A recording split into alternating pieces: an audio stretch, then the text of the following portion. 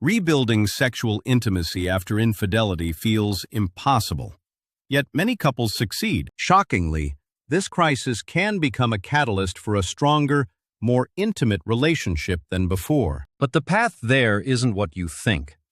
The first step often involves taking sex completely off the table. And it's not a quick fix.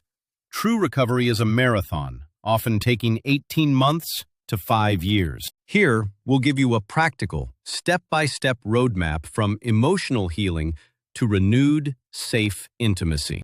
Before any healing can start, there is one non-negotiable rule. The unfaithful partner must end all contact with the affair partner. This is the bedrock. Why is trust so fundamental for sex? Because emotional trust is the prerequisite for desire. When trust is shattered, libido naturally plummets. Rebuilding it requires radical transparency. This means full disclosure, answering all questions, and providing access to devices if needed to restore safety. This isn't just a couple's problem. It's two individual traumas.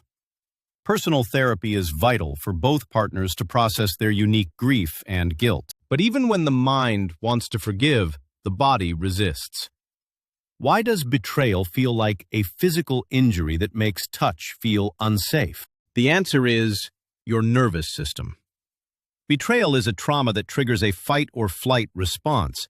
Your body physically learns your partner is not safe. So how do you retrain the nervous system? With non-sexual touch. Hugging or holding hands boosts oxytocin, the bonding hormone, fostering closeness. This is why a temporary break from sexual activity is recommended. It removes performance pressure and lets you focus on emotional and non-sexual safety. During this pause, you must directly address shame and guilt.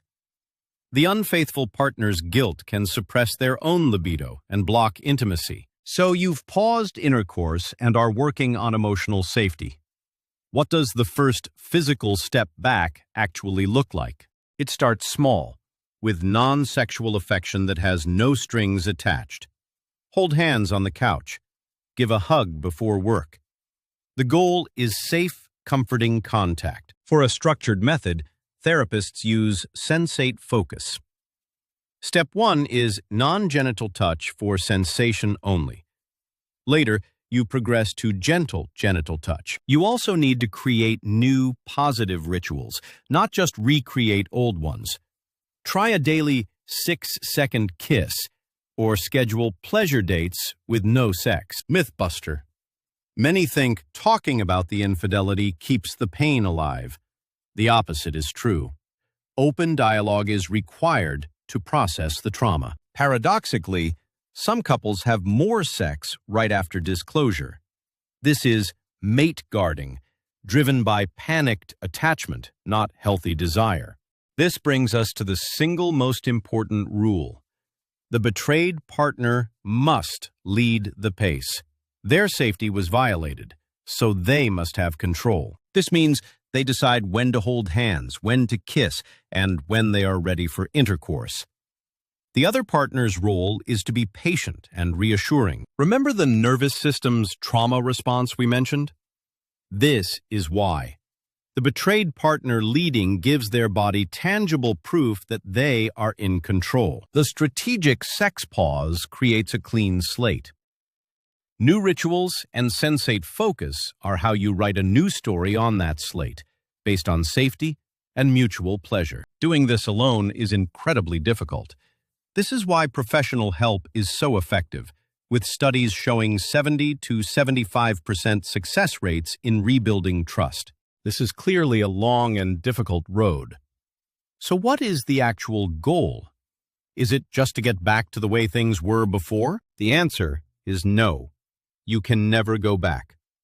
The goal is to create a new normal, a relationship 2.0, built on proven resilience and honesty. This is how the crisis becomes a catalyst.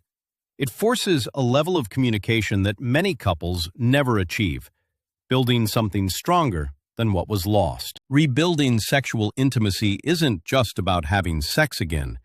It's about healing the emotional foundation and retraining the body to feel safe. The path is not easy, but for those committed, a deeper and more fulfilling intimacy is not just possible, it can be the unexpected reward.